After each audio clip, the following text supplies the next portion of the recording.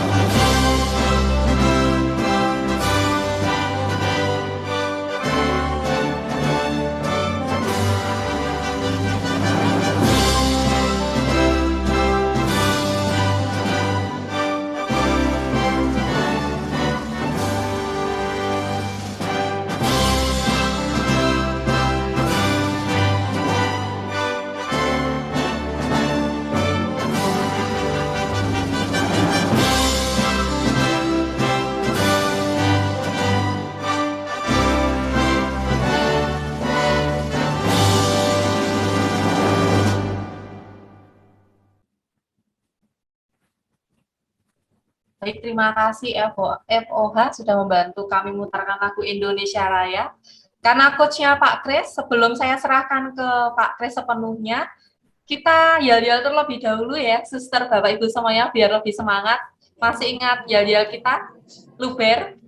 Boleh minta tolong untuk diputarkan lagu Luber? Bentar ya, Bapak, Suster, Bapak, Ibu.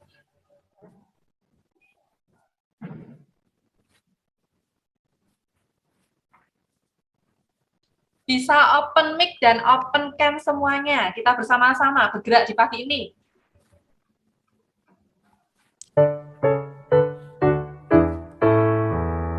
Luper, luper, luper, luper. Literasi unggul berkarakter. Yes, sekali lagi.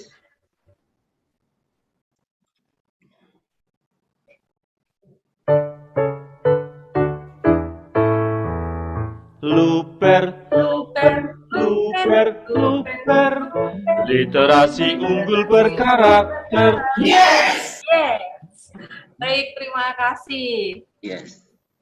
Ya, untuk selanjutnya kami akan serahkan ke Pak Jeda-jeda Kris. ya karena Oh iya, enggak apa-apa Pak Kris. Hari ini kita ada coachnya adalah Pak Kris. Kita akan berdiskusi sampai manakah naskah akademik kita, sampai mana kita menggali core value, maka waktu sepenuhnya kami serahkan ke coach kita hari ini, Bapak Kris Triwardana. Monggo Pak Kris, waktu dan tempat virtual kami persilakan. baik, terima kasih Mbak Dista ya. Iya Pak Kris. Ya, matur sembah nuwun, terima kasih Suster, Bapak Ibu sekalian untuk mengawalinya. Salam sehat, salam sejahtera untuk kita semua. Sebelum saya lanjutkan, suara saya bisa didengar dengan jelas ya? Bisa Pak Kris, terdengar jelas. Bisa.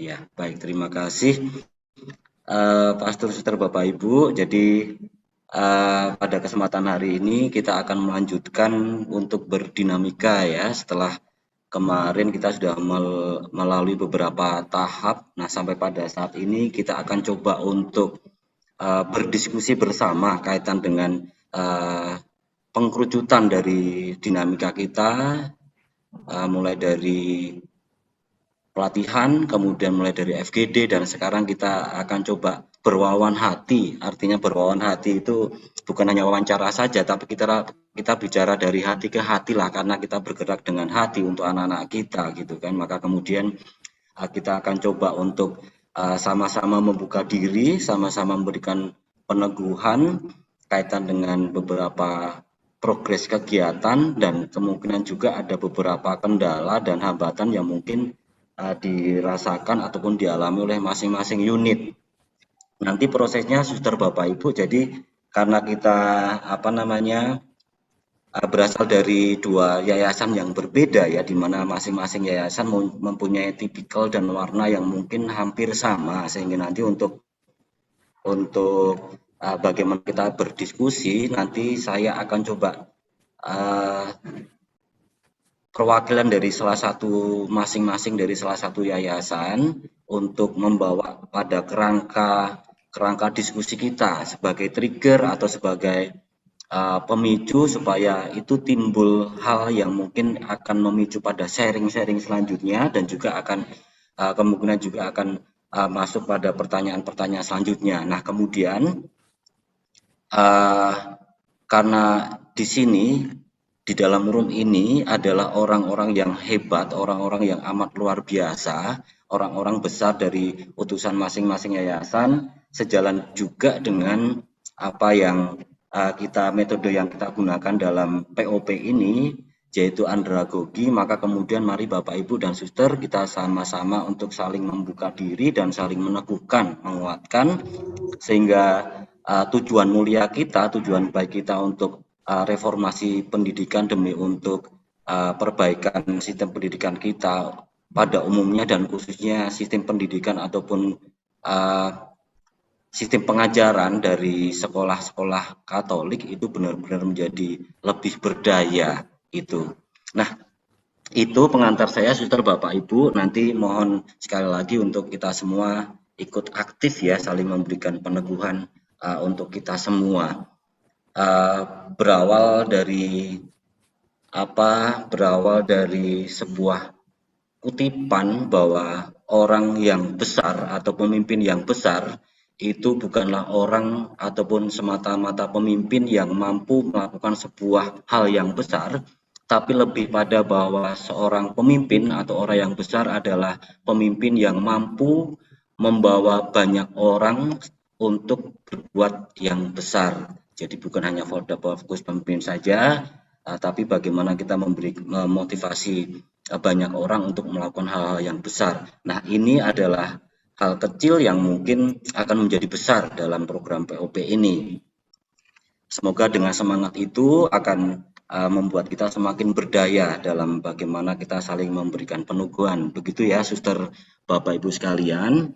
Nah, mohon izin nanti saya akan sedikit memberikan apa ya, istilahnya mengingat supaya kita pada pemahaman yang sama. Saya sudah menyiapkan sebuah PPT kecil lah untuk bagaimana kita mengingatkan supaya tracknya kita satu pemahaman. Nah, untuk itu mohon izin Mbak Dista untuk saya dikasih untuk share screen ya, sudah ya. Saya mohon izin Suster Bapak Ibu untuk saya share screen ya. Ya Bu, terima kasih Mbak. Ya. Sudah bisa kelihatan? Sudah Pak Kris, sudah terlihat. Sudah ya? Ya. Baik, sebentar. Nah ini Suster Bapak Ibu, saya coba memulai untuk mengingatkan kita semua alurnya bahwa ada beberapa hal mungkin yang butuh ditegaskan. Saya tidak slideshow ya, biar kita bisa sikapi bersama. Nah, kita akan menggunakan luber lah ya, untuk bagaimana kita membuat reformasi pendidikan. Ini hanya sekedar mengingatkan kita semua supaya kita berada pada track yang sama. Nah, kemudian ada satu hal sini penegasan Suster Bapak Ibu, ini saya perbanyak literasi. Artinya ada satu hal yang mengganggu pikiran saya, bahwa literasi itu diasumsikan sebagai tugas dari guru bahasa Indonesia. Maka kemudian ini saya banyakkan tulisan literasi, bahwa literasi itu sebenarnya bukan bagaimana kita membaca, ya, kegiatan membaca, tapi lebih pada bagaimana kita mencari wawasan, memperluas cakrawala, entah bagaimana caranya, bisa dengan membaca, bisa dengan menonton segala sesuatu, mendengar informasi, sehingga kita punya dasar yang kuat untuk menyatakan suatu pernyataan atau suatu keutuhan suatu pengetahuan. Ini disebut sebagai literasi, karena ada beberapa guru kami literasi itu membaca gitu loh. Nah, itu yang perlu diluruskan Bapak Ibu dan Suster. Nah, jadi mengingatkan track yang sudah kita lalui bersama Bapak Ibu dan Suster. Jadi kita melawat dari discovery, kemudian literasi, refleksi. Nah, kemudian ini untuk bagaimana kita menggali segala sesuatu yang mungkin nanti kita akan butuhkan untuk bagaimana supaya kita membuat sebuah naskah dokumen, karena kemudian tagihan kita sampai pada FGD 1 adalah membuat naskah akademik, mohon maaf ya, naskah akademik. Nah, kita tentu saja sudah tahu ini hanya sekedar mengingatkan saja, karena kemarin juga ada beberapa dari rekan-rekan yang menanyakan ya, japri kepada saya. Nah, pendekatannya adalah budaya sekolah ini. Intinya di sini pastor suster dan Bapak Ibu sekalian, kenapa kemudian ini menjadi mengkerucut dan langsung merefleksikan apa yang ada di dalam sekolah. Nah, memang di sini kalau saya perhatikan kan dari pangudi luhur itu kan perennialisme ya, artinya bahwa bagaimana kita menghidupi budaya-budaya atau nilai-nilai luhur yang dulu yang pernah dihidupi, dan kemudian dalam seiring perkembangan budaya, perkembangan zaman itu sepertinya luntur, sehingga itu akan menjadi ketidakberdayaan kita, khususnya sekolah-sekolah Katolik. Maka kemudian ini coba akan kita kembangkan lagi, kita akan hidupi kembali melalui POP ini, Suster Bapak Ibu.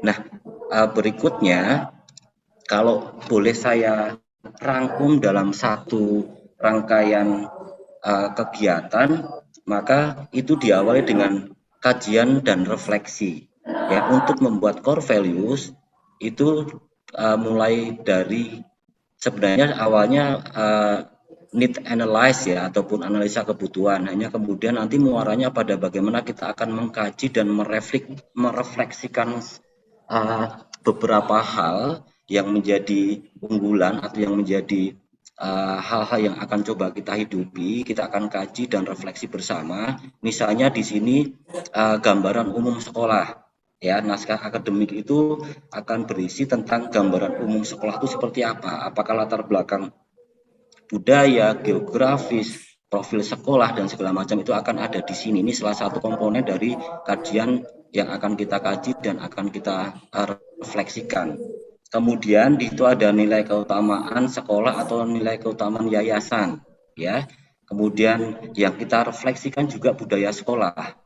Nah, satu hal penegasan di sini Bapak Ibu, ini beberapa pertanyaan yang coba saya rangkum juga dari beberapa rekan yang bertanya. Jadi budaya sekolah itu bukan diartikan sebagai budaya fisik ya. Budaya fisik artinya bahwa pakaian adat, kemudian budaya tentang kuliner, tapi lebih luas pada kajian budaya menurut Kuncara Ningrat itu ya, ada 7 unsur itu yang butuh untuk diluruskan. Nah, kemudian di situ ada juga nota pastoral pendidikan, artinya sekolah Katolik itu ada karena gereja. Jika bakal sekolah Katolik itu ada karena gereja, maka kemudian bolehlah kita coba mengkaji dan merefleksikan tentang nota-nota pastoral, nota gereja ataupun keuskupan yang kaitannya dengan pendidikan. Itu akan memperkaya khasanah kita yang akan kita buat dalam naskah akademik tersebut. Nah, kemudian budaya lokal jangan lupa penegasan dari beberapa narasumber, kami hanya mengingatkan saja bahwa budaya lokal itu menjadi unsur yang penting. Kenapa? Karena kenapa kemudian kita mengkaji dan meniru-niru budaya yang jauh di sana, sementara yang benar-benar kita rasakan pada level ataupun di sekolah kita itu benar-benar ada banyak hal yang bisa digali dari potensi yang ada pada sekolah kita masing-masing atau dalam lingkungan kita ataupun dalam wilayah kita masing-masing.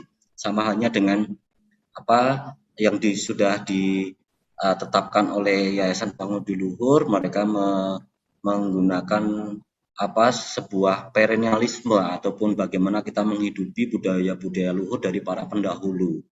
Nah, berikutnya bagaimana kita merefleksikan Santa dan Santo pelindung sekolah kita. Nah, tentu saja di sana juga banyak nilai-nilai budaya, dan banyak nilai-nilai luhur yang bisa kita ambil untuk dituangkan dalam naskah akademik ini. Dan Suster, Bapak Ibu sekalian, ini contohnya hanya 6 ya, artinya saya coba bikin 6 beberapa aspek atau variabel yang mungkin bisa kita kaji bersama atau kita refleksikan bersama. Tentu saja masing-masing sekolah ataupun masing-masing wilayah akan berbeda variabelnya. Sehingga nanti tentu saja bukan hanya 6, bukan hanya 5, mungkin akan lebih gitu. Semakin banyak tentu saja akan semakin memperkaya khasanah nilai-nilai yang akan coba kita hidupi itu. Nah, kajian ini mungkin bisa melalui interview, melalui wawancara, atau melalui kajian pustaka, ataupun kajian buku, ataupun literasi ya. Dan juga mungkin bisa dengan survei atau survei-survei kecil yang akan dituangkan dalam naskah akademik. Nah, kemudian itu akan dituangkan dalam bentuk literasi, dalam bentuk buku, atau dalam bentuk naskah akademik tersebut. Nah, kalau alurnya Bapak Ibu mengingatkan saja ketika sudah dikaji dan direfleksi, maka kemudian itu akan muncul dihibridasi ataupun disilang budayakan antara beberapa variabel-variabel tadi untuk diambil irisannya yang ujung-ujungnya yang akhirnya nanti muaranya akan muncul pada nilai keutamaan. Ya, jadi kajian ini kemudian akan ditelurkan menjadi nilai-nilai keutamaan yang akan dihidupi oleh masing-masing sekolah. Itu. Nah, tentu saja nilai keutamaan itu kemudian nanti akan diturunkan kembali supaya lebih diinternalisasikan, akan dituangkan dalam narasi yang mungkin nanti akan dikatakan sebagai kompetensi dasar supaya nanti ini benar-benar bisa dibumikan dan bisa benar-benar diinternalisasikan dalam setiap ranah, setiap unsur dan setiap kegiatan sekolah. Itu. Nah, kemudian dari refleksi dan nilai keutamaan itu harus memenuhi tuntutan untuk mewujudkan profil pelajar Pancasila. ada 6 profil ini: beriman, bertakwa, kemudian berkiblat global, bergotong royong, mandiri, dan seterusnya. Arahnya akan ke sana nanti Bapak Ibu. Jadi kalau saya rangkum dari agenda kita sampai pada FGD 1 ini, ketika kita harus membuat naskah akademik, maka runtutannya kurang lebih seperti itu. Karena kita andragogi, suster Bapak Ibu, maka kemudian mungkin ada beberapa hal yang belum utuh dari rangkuman saya ini, nanti bisa diawali dengan sharing dari kita semua. Itu suster Bapak Ibu. Nah, kemudian kalau boleh saya buat coret-coretan ya, kalau saya boleh buat coret-coretan, nanti ujung-ujungnya akan seperti ini Bapak Ibu ya. Jadi core values, nilai-nilai inti, itu keutamaan, kemudian KD.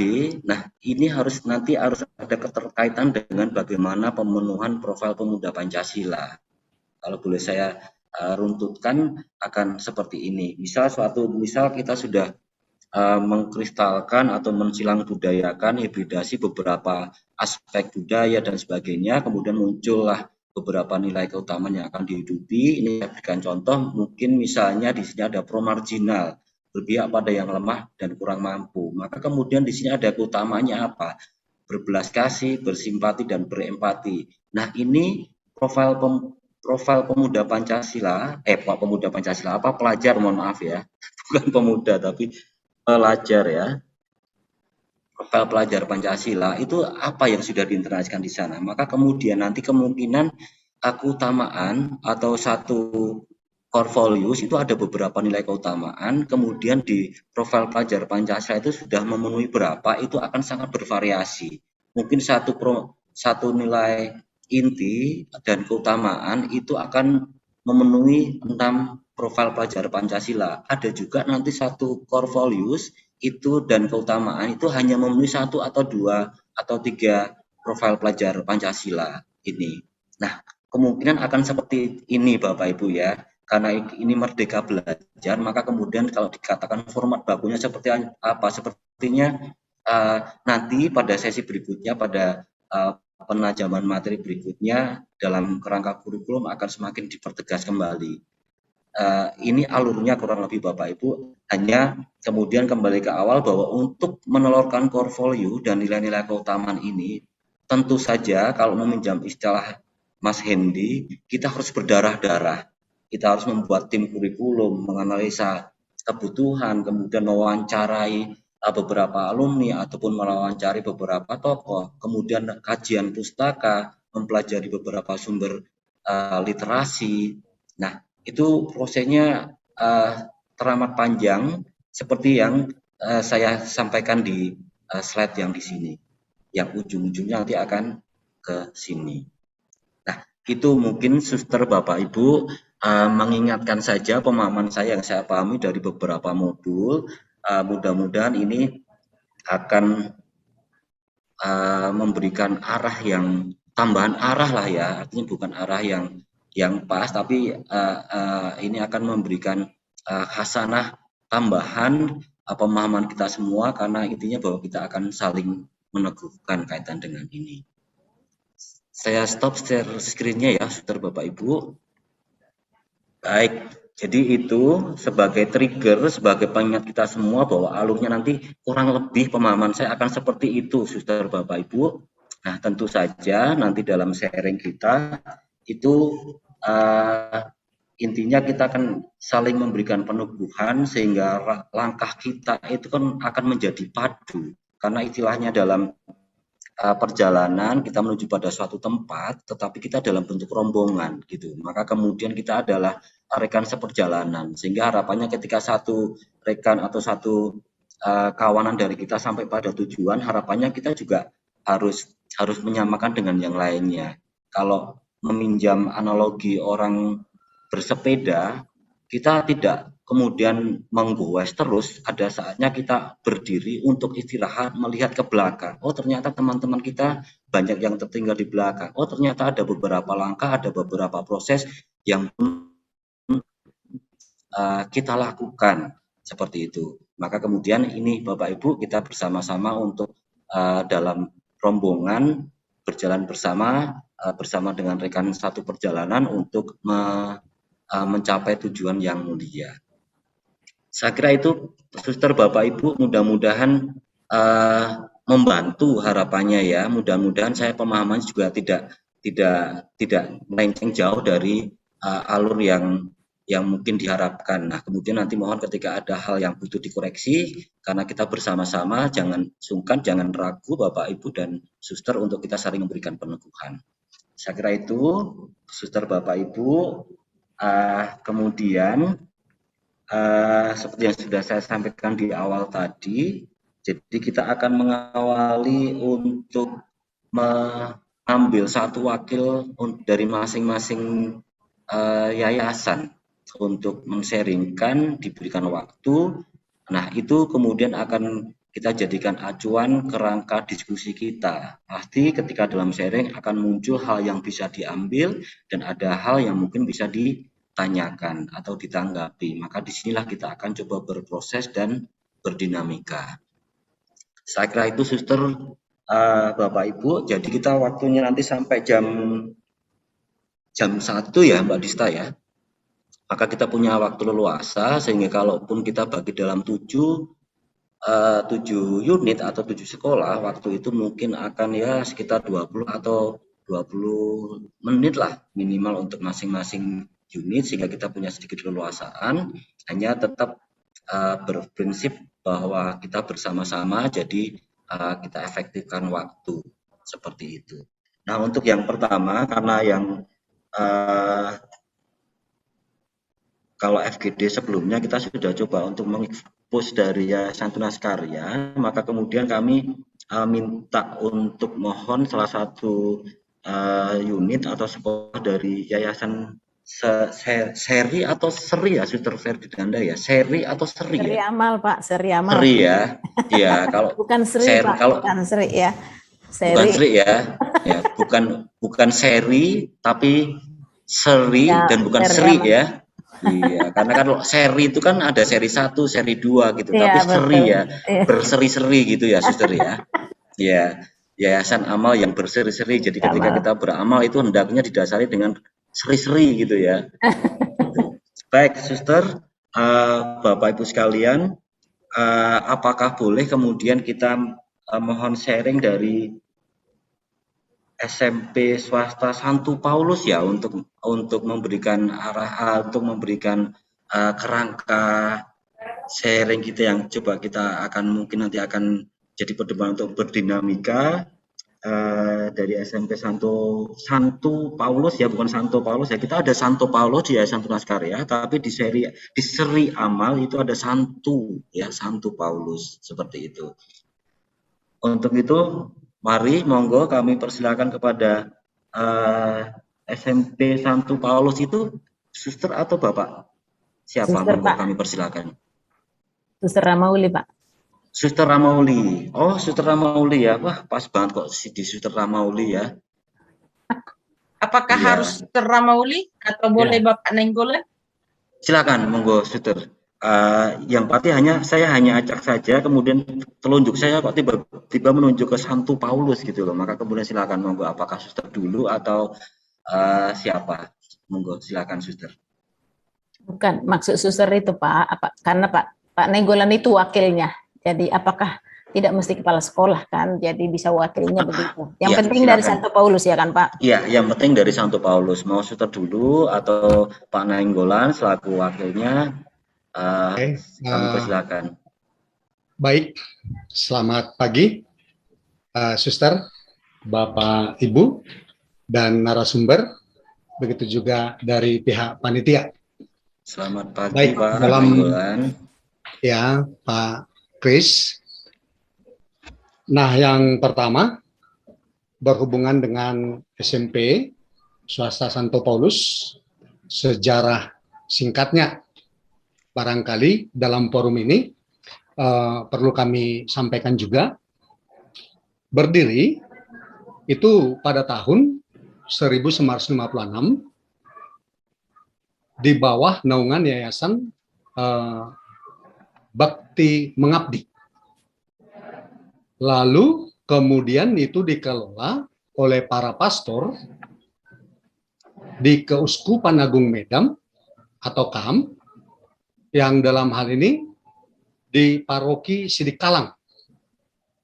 Dan kepala sekolah yang pertama sekali itu adalah Romo atau Pastor Korol.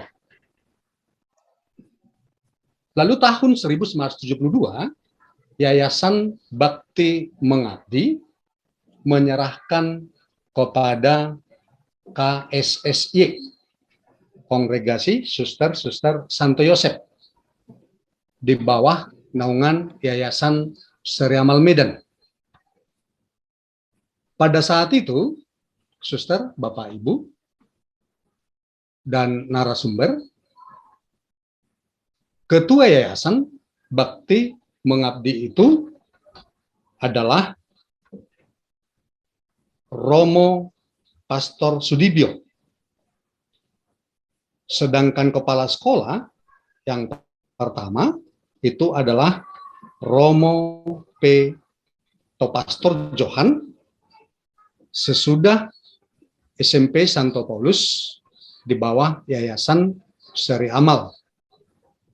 Nah, Bapak Ibu, Suster, kepala sekolah sudah ada itu 14, dan yang terakhir sampai saat ini dijabat oleh Suster Serapin Gultom. Nah, berhubungan dengan sekolah SMP Santo Paulus, tentu dengan kepemimpinan dari masing-masing kepala sekolah yang 14 itu tumbuh dan berkembang untuk kemajuan SMP swasta Santo Paulus di salah satu kabupaten di Dairi, Kecamatan Sidikalang, tepatnya itu di Jalan Marga Silima nomor 18. Itu menjadi sejarah singkat di dalam forum ini yang perlu kami sampaikan. Lalu berhubungan dengan budaya, kalau masyarakat di Dairi itu lebih cenderung memang dengan itu bertani secara umum, Bapak Ibu, Suster. Kemudian ada juga dari masyarakat itu sebagai pegawai negeri sipil, kemudian ada juga pedagang, lalu kemudian ada juga itu berbagai macam pekerjaan dengan buruh harian dan yang lain-lain. Lalu anak-anak didik, peserta didik yang datang ke sekolah kita tidak terlepas tadi dengan pekerjaan dari orang tua yang mempercayakan anak didik kita di SMP Santo Paulus, yang memang masih banyak juga dari mereka anak-anak dari yang PNS. Selanjutnya, berhubungan dengan anak-anak didik kita, di mata pencaharian orang tua, tentu itu juga menjadi pedoman yang kami lakukan di sekolah untuk mendidik, mengarahkan anak-anak didik kita tersebut. Nah, kemudian berhubungan dengan sosial yang terjadi di tengah-tengah masyarakat, itu dari berbagai etnis, itu juga pasti berpengaruh, Bapak Ibu, Suster, terhadap anak-anak didik kita. Ada yang Batak Toba lebih dominan, ada Karo, ada Simalungun, ya, kemudian ada etnis Tionghoa, ada Nias. Ya. Dalam kehidupan sosial ini juga di tengah-tengah pembelajaran, tentu dari pihak sekolah nantinya juga akan berhubungan atau berperan, ya, bagaimana untuk mempersiapkan anak-anak kita itu di kehidupan sosial mereka tersebut. Nah, selanjutnya dengan pelindung sekolah itu Paulus, sesuai dengan nama kami, itu tidak terlepas dari semangat yang dilakukan oleh Santo Paulus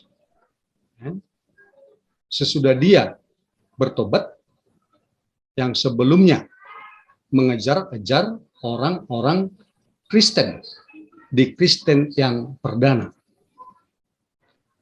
Nah, kemudian juga disiplin kami juga menjadi pedomani dari Santo Paulus, sehingga membuat masyarakat memang tertarik untuk menyekolahkan anak mereka di sekolah kita ini, yang kemudian dalam hal ini memang sekolah kita ini masih termasuk diminati oleh masyarakat di daerah untuk menyekolahkan anak-anak mereka di sekolah kita. Dengan catatan tadi disiplin, itu menjadi hal kebanggaan dari kami untuk mendidik anak-anak di sekolah kita. Nah, berhubungan dengan core value yang dari yayasan itu juga menjadi pedoman bagi kami, Pak Kris dan Bapak Ibu, dalam virtual kita ini. Yang pertama itu berhubungan dengan pro life, menghargai kehidupan, itu juga memang kita terapkan terhadap guru maupun terhadap anak didik kita, di mana teladan dari Santo Yosef, pelindung dari suster-suster Santo Yosef, di mana mengatakan memelihara hidup. Maka Santo Yosef yang mencintai kehidupan yang dimiliki melalui Yesus dan Bunda Maria, itu juga menjadi acuan bagi anak didik kita. Itu kami lakukan melalui menghargai, mencintai hidup pribadi dan sesama, baik di antara guru maupun di antara anak didik. Nah, kemudian sehubungan dengan itu juga memelihara hidup itu sendiri, baik siswa maupun dari guru dan di lingkungan alam sekitar. Peduli lingkungan juga kita terapkan melalui anak-anak didik, dengan memang mereka itu di pagi hari dan pulang sekolah mencoba untuk membersihkan lingkungan sekolah. Peduli juga Bapak Ibu dapat terjadi yang bisa dilakukan oleh anak didik kita terhadap orang-orang yang ada di sekitarnya, terhadap orang tua, terhadap sesama teman, di mana itu semua adalah citra Allah. Menanamkan rasa kasih persaudaraan tanpa pilih kasih, kita terapkan juga melalui adanya kegiatan-kegiatan aksi sosial. Kalau ada orang tua anak didik kita yang berduka atau ada bencana yang dialami, itu melalui wakil kepala sekolah kesiswaan berperan bersama dengan guru untuk menunjukkan rasa kasih persaudaraan di antara anak-anak didik kita, untuk mengumpulkan itu lalu kemudian diserahkan kepada pihak keluarga yang berduka tersebut. Kemudian berhubungan dengan empowering atau pemberdayaan.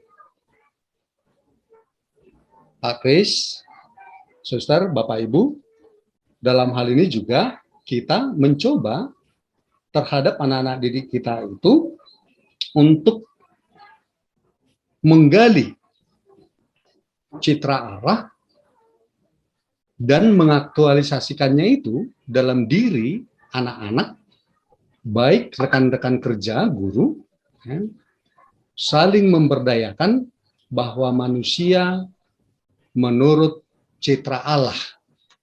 Walaupun memang ini agak sulit, masih kita terapkan terhadap anak-anak didik kita itu. Tetapi dari pihak sekolah selalu berusaha. Ya. Antara lain yang dilakukan, itu menumbuhkan dan memacu ya, di antara satuan pendidikan, guru, pegawai, kemudian siswa, untuk menumbuhkan minat baca. Tentu untuk minat baca ini melalui perpustakaan yang ada, dan pihak sekolah juga mengarahkan untuk membaca hal-hal yang positif melalui mass media. Berikutnya juga berhubungan dengan itu, memberi pengayaan kepada siswa yang berprestasi dan memberikan pembinaan khusus terhadap siswa lemah tanpa mengabaikan siswa yang lain. Guru juga mengikuti seminar-seminar, baik yang dilakukan oleh yayasan, begitu juga yang melalui dinas pendidikan, diupayakan dengan pelatihan-pelatihan tersebut tentu akan meningkatkan ya, pemberdayaan dari masing-masing guru. Dan yang keempat, memberikan kesempatan kepada siswa untuk berkreasi melalui kegiatan ekstra yang dilakukan oleh pihak sekolah, disesuaikan dengan minat dari anak-anak ya, tersebut. Nah, barangkali, Suster, Pak Kris, Suster mau menambahi dengan apa yang bisa saya sampaikan sementara di dalam forum kita ini. Masih yang dua itu, Suster, berhubungan dengan core values yang kita miliki, pro-life dan empowering. Kami persilakan sama Suster. Baik, Suster, mau langsung Suster Amoli mau menambahkan, mungkin ada beberapa hal, kami persilakan. Baik, Bapak Kris dan teman-teman sekalian yang ada dalam virtual ini. Sesungguhnya apa yang sudah dijelaskan Bapak Nainggolan tadi sudah terperinci kemarin dijelaskan oleh Bapak Sinurat ya, dari core values-nya. Cuma Bapak ini diuraikan sedikit dua core values yang ada di sekolah kita, yaitu pro-life dan empowering. Jadi ada sesungguhnya itu ada 5, tapi sudah dijelaskan. Saya kira nanti bosan lagi Bapak Ibu ini mendengarkan itu semua. Semua sudah dijelaskan kemarin. Nah, bagaimana untuk bisa core values kita ini menjadi sesuatu yang dimiliki oleh setiap guru dan siswa, maka kami aktualisasikan dalam kenyataan hidup sehari-hari terhadap diri siswa, guru. Salah satu contoh yang kemarin dikatakan Pak Sinurat, bahwa itu setiap guru yang akan naik pangkat atau pengangkatan 80 ke 100%, itu semua diaktualisasikan, harus melakukan persentase. Jadi sehingga menjadi milik semua guru. Jadi kalau ditanya guru waktu tidur pun mungkin akan bisa menjawab. Demikian juga dengan siswa. Seperti itulah kita nyatakan, kita wujudkan dengan praktek langsung pada siswa apa yang menjadi core value sekolah. Nah, sejauh ini Pak, kami Bapak Ibu sekalian sudah mulai mencoba memang mendalami kurikulum kita dengan mencoba masuk dalam kelompok yang sudah dibentuk tim pengembang kurikulum. termasuk tadi pengembangan. Jadi kami tidak hanya melakukan core values yang sudah ditetapkan oleh yayasan itu. Sudah kami coba kembangkan, sudah masuk kami dalam kelompok, dan sudah kami coba mendalami itu, termasuk juga bagaimana juga mengenai budaya lokal yang sudah kami coba masuki dalami. Tetapi kami belum secara terperinci menguraikan nilai-nilai budaya lokal yang harus kami tanamkan dan kami sesuaikan, hubungkan nanti dengan kompetensi dasar. Nah, tindakan kami selanjutnya untuk bekerja, mencoba nanti mendalami budaya lokal itu. Apa sebenarnya yang lebih tepat, yang menjadi bagian dari kurikulum kompetensi dasar, yang nanti kelak harus juga dimiliki anak.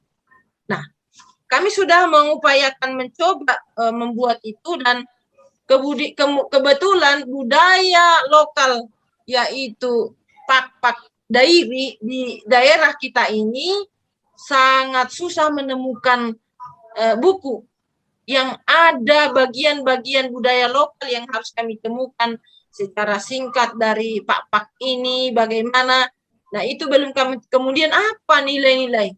Sejauh yang sudah kami dalami bahwa budaya lokal yang ada di daerah ini masih lebih sebatas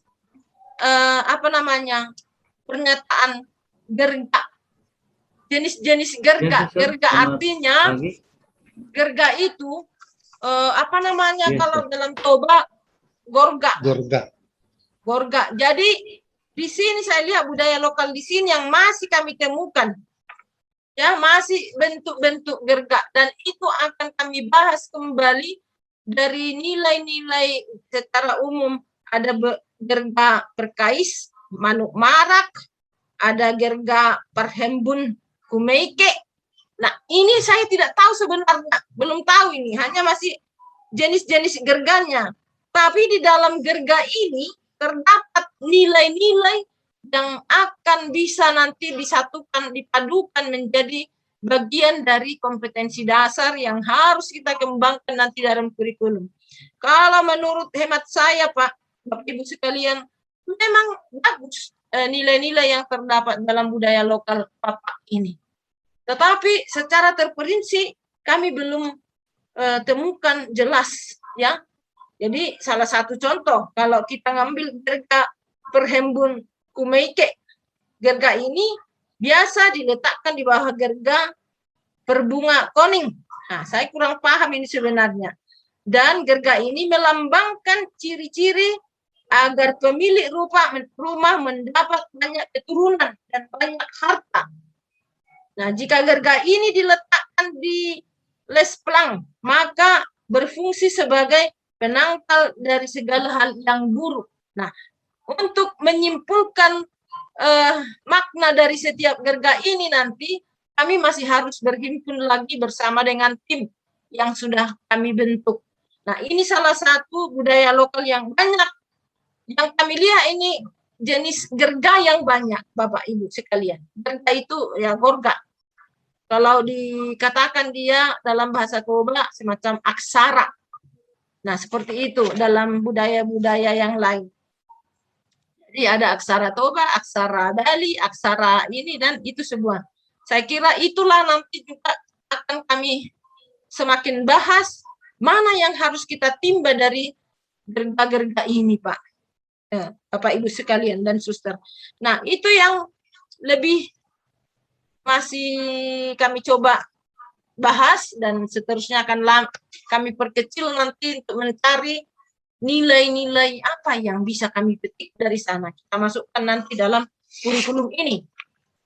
Nah, kemudian dalam pembahasan, karena kami memang sudah masuk di kelompok untuk model kurikulum, ya, sudah kami coba masuk di dalam model kurikulum yang akan didesain dan direncanakan, ya. Jadi semacam fokus kurikulum yang akan digunakan di Indonesia sudah dinyatakan, model kurikulum berdasarkan isi substansinya, model-model berdasarkan sistem pendidikan, pengelolaan pendidikannya. Nah, itu sudah kami coba diskusikan dan untuk penyusunan ini. Jadi seterusnya nanti Pak, kami akan mulailah masuk ke dokumen, yang membahas ke dokumen. Setelah kita selesaikan nanti pembahasan program kurikulum dan tujuan hasilnya. Itu sebenarnya masih yang kami coba kembangkan, dan mudah-mudahan nanti dalam pertemuan kami yang kedua ini sudah bisa membahas dan sekaligus mengaktualisasikan dalam pelaksanaan pembelajaran. Walaupun mungkin dalam penyusunan RPP untuk semester genap masih akan dimulai mungkin nanti di akhir Desember ini. Nah, kami akan mencoba apa yang sudah kami satukan nanti, karena katanya kan yang setahu saya bahwa kegiatan organisasi kita ini akan berlaku mulai dari kelas 7 sekarang.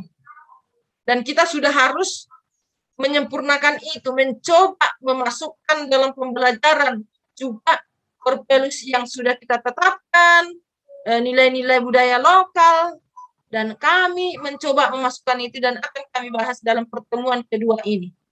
Nah, sejauh ini itulah dulu yang bisa kami sampaikan, Bapak Ibu sekalian. Terima kasih sudah memberi kesempatan kepada kami. Terima kasih, Pak. Baik, Suster Ramauli dan Pak Nainggolan ya. Satu hal yang mungkin saya nyatakan kaitan dengan serinya adalah hal yang luar biasa. Kenapa saya katakan seperti itu? Dari pemaparan Pak Nainggolan, sudah banyak hal yang mungkin digali ya, sudah banyak hal yang dilakukan kaitan dengan itu yang nanti akan kerucutkan ataupun ditelurkan dalam nilai-nilai inti tadi. Hal yang luar biasa, latar belakang profil sekolah, kemudian keadaan sekolah, geografis, semua itu sudah mendukung, sudah banyak, sudah kaya dengan hal itu semua. Itu menjadi modal utama yang amat luar biasa, Suster dan Pak Nainggolan. Kemudian yang disampaikan oleh Suster tadi bahwa memang banyak hal, mungkin variabel atau komponen-komponen yang akan memperkaya wawasan kita terkait dengan nilai portfolio yang akan benar-benar kita hidupi dalam sekolah kita masing-masing. Nah, hanya permasalahannya sekarang kan apa yang dipaparkan tadi kan sudah dilakukan, hanya kemudian tidak terdokumentasikan dengan baik itu ya, Suster ya, Pak Nainggolan ya. Maka kemudian kembali ke tujuan ataupun penugasan kita pada FGD yang satu ini adalah membuat naskah akademik. Maka kemudian hal-hal yang sudah dilakukan, nilai-nilai kekayaan budaya, kekayaan nilai, kebiasaan ataupun good habit yang sudah dihidupi oleh SMP Santo Paulus, itu suatu hal yang amat sangat membantu dan menjadi modal awal ketika itu akan dibuat di dalam naskah akademik. Karena seperti yang Suster sampaikan tadi bahwa ada pemaparan juga bahwa kami akan menghidupi ini kepada guru-guru kami. Nah, ini kaitan dengan apa yang disampaikan oleh Mas Hendy, pendekatan budaya sekolah. Nah, bagaimana itu akan dihidupi? Kalau istilah kerennya, bagaimana itu akan diinternalisasikan dalam semua ranah yang ada di sekolah kita. Nah, maka langkah-langkahnya kan memang sedikit agak repot. Maka kemudian kemarin ada istilah kita harus berdarah-darah. Karena saya yakin bahwa semua sekolah punya habit yang amat luar biasa, punya pendukung yang sangat luar biasa untuk ditelurkan dalam core value ini. Hanya kemudian untuk diinternalisasikan itu kemungkinan akan dibuat sebuah keseragaman ataupun pedoman bersama yang itu bisa dipedomani oleh semua unsur yang ada di sekolah, sehingga pedoman itu nanti akan dimasukkan dalam semua kegiatan. Kalau kasarnya 8 standar itu kan kerangka umumnya kan kurikulum. Nah, kurikulum itu ada satu hal yang mungkin lebih mendasari, lebih menjadi spiritnya, lebih menjadi hal-hal yang akan dihidupi, sehingga kurikulum itu bukan hanya sekedar buku, bukan sekedar dokumen untuk memenuhi standar administrasi, tapi lebih ada hal spirit yang menghidupi kurikulum itu. Itu yang arahnya yang saya bisa tangkap adalah seperti itu.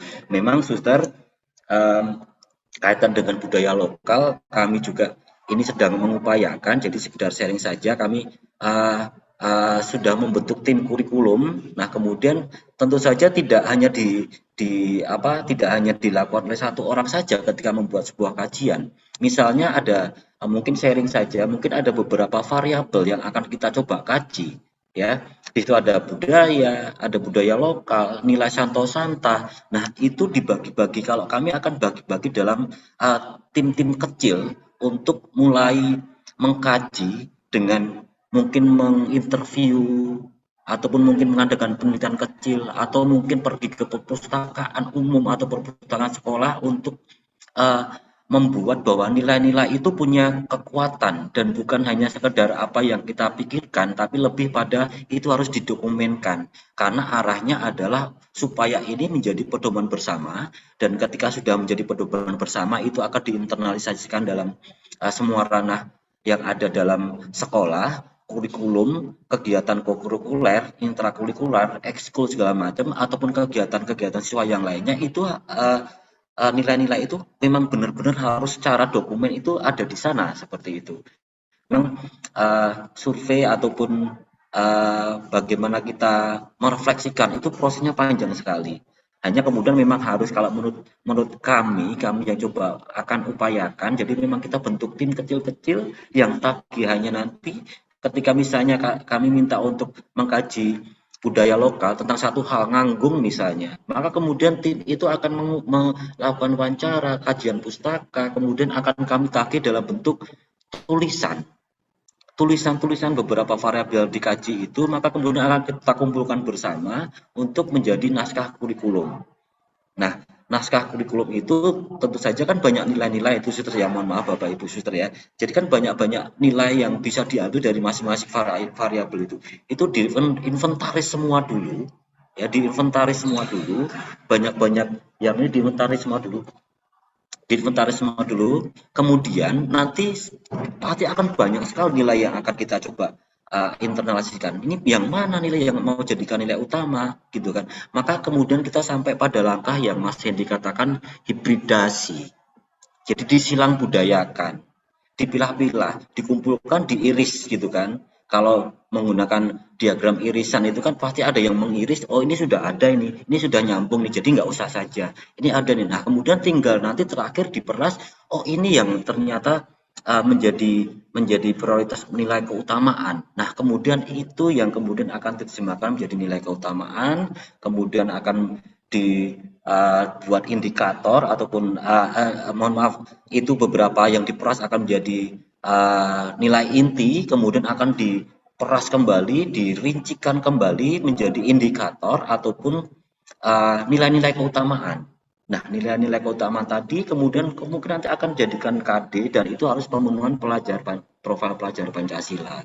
Kurang lebih arahnya seperti itu, Suster. Jadi suatu hal yang sangat luar biasa, Suster dan Pak Nainggolan sudah punya banyak hal itu. Memang tinggal kita menjejakkan kaki kita ke tanah lah ya, untuk mulai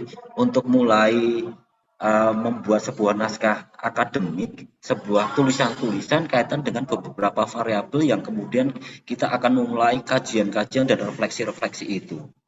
Formatnya seperti apa, tentu saja yang saya pelajari di modul itu banyak sekali modelnya. Artinya bahwa memegang prinsip merdeka belajar, maka kemudian sepertinya tidak ada format yang baku ya untuk naskah akademik itu seperti apa. Yang pasti bahwa naskah akademik itu memang mencerminkan kristalisasi dari variabel-variabel yang kita refleksikan itu, dan itu akan menjadi spirit atau ruhnya dari semua ranah kegiatan yang ada di sekolah, dan itu harus terdokumentasikan dalam sebuah tulisan, dan itu nanti pengejawantahannya dalam KD itu harus bukan hanya sebagai ruhnya dalam dokumen 0 atau dokumen naskah akademik, tapi itu harus diinternalisasikan dalam setiap kegiatan, setiap pembelajaran mata pelajaran. Nah, mungkin kurang lebih seperti itu, Suster, sharing dari saya. Mungkin yang lain ada yang mau menambahkan atau kita gimana, Suster? Apakah kemudian ada hal-hal yang mungkin butuh untuk kita pertegas kembali? Kalau misalnya yang budaya apa namanya budaya gerga ya, Gerga tadi. gergah. Nah, budaya gergah tuh kalau saya perhatikan tadi kan ada apa namanya untuk berjuang untuk mendapatkan apa namanya nafkah atau penghasilan gitu ya, atau apa tadi. Nah, itu kalau misalnya kita ambil nilainya, nilai entrepreneurship kan bisa masuk di situ. Misalnya kita mau ambil, kemudian hanya memang tidak bisa hanya pendapat dari suster atau pendapat dari Pak Nainggolan kaitan dengan gergah itu, harus ada kajian, harus ada refleksi, dan refleksi itu harus ilmiah, ya harus ilmiah, kajian pustaka, mungkin wawancara. Nah, wawancara itu didokumentasikan, ditulis-tulis dalam itu. Prosesnya kurang lebih seperti itu, suster ya. Memang berdarah-darah hanya demi untuk tujuan yang mulia. Saya kira kita bisa berjalan dan bergerak bersama-sama. Saya kira itu, Suster, Pak Nainggolan, kaitan dengan ini. Mungkin nanti kita akan berjalan saja. Siapa tahu nanti dari sharing yang lainnya, pertanyaan yang lainnya, kita bisa saling meneguhkan ya. Ada yang diambil, ada yang diadopsi, sehingga itu bisa kita gunakan untuk melangkah ketika kita sudah mulai menjajakan kaki kita di tanah ini, seperti itu. Begitu ya, Suster sama Pak Nainggolan ya. Pak Kris. Ya, Pak, gimana Pak? Berhubungan dengan budaya itu tadi, gotong royong secara umum nasional di Indonesia udah tahu lah dengan berbagai macam bahasa. Lalu di Pak Paki itu ada istilah marsirupa. Marsirupa namanya. Nah, marsirupa. Tapi kalau diartikan secara ini gotong royong dia. Gotong royong. Iya. Gotong royong. Padahal di pelajar Pancasila itu kan mengarah ke gotong royong dia, Mas Kris. Nah, dalam hal ini mungkin mohon pencerahan lah bagaimana pandangan Pak Kris tentang marsiadapari atau marsirupa atau gotong royong itu? Marsirupa ya. Marsirupa. Baik. Baik. Terima kasih. Ya, baik Pak Nainggolan. Jadi sama halnya dengan yang diutarakan oleh suster tadi kaitan dengan budaya gergah. Itu sudah ada nilainya gitu loh. Sudah ada nilainya. Maka kemudian itu salah satu unsur yang nanti akan digabungkan dengan unsur yang lain.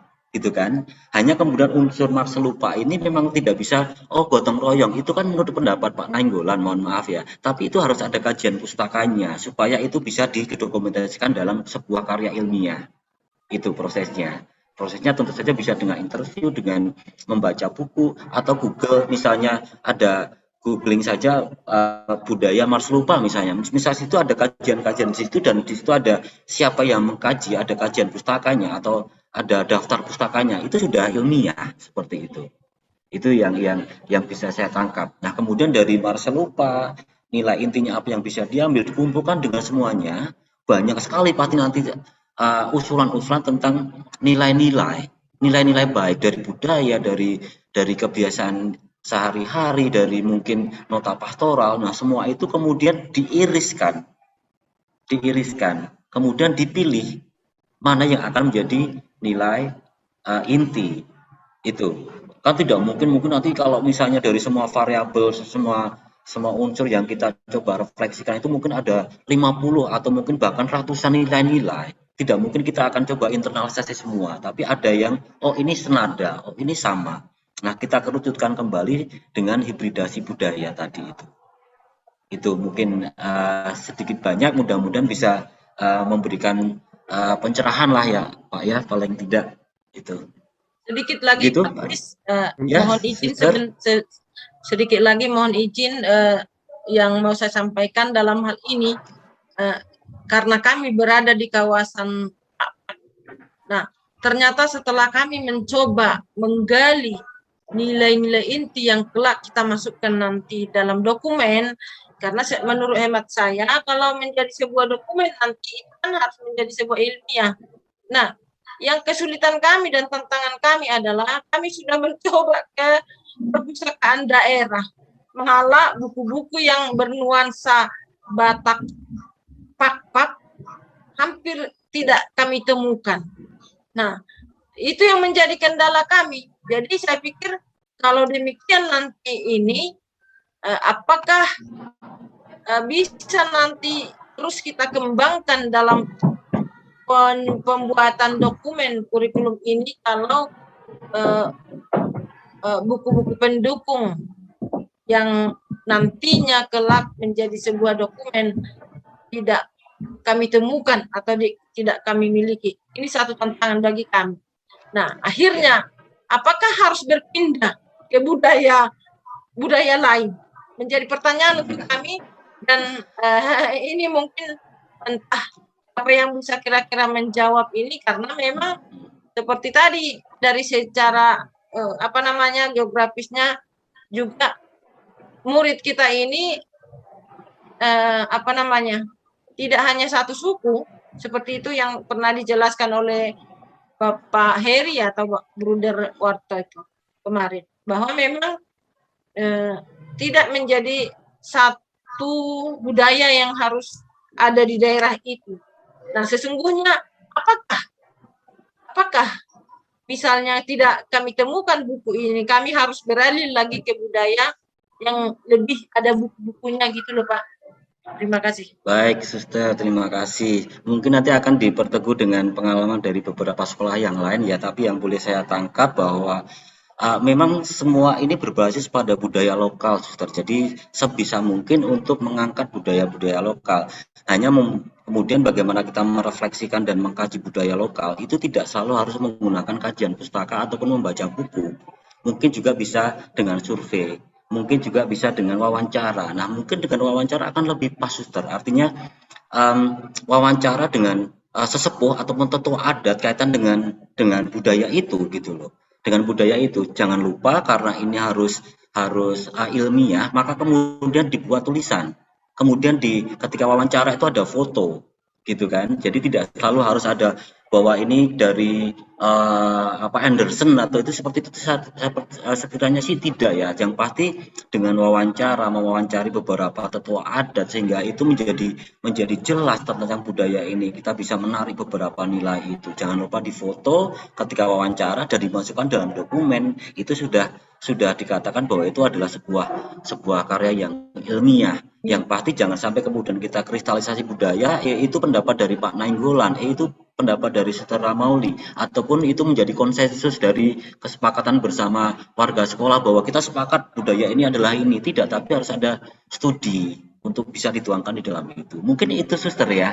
Baik, mudah-mudahan bisa ya. Baik, sama-sama, Suster.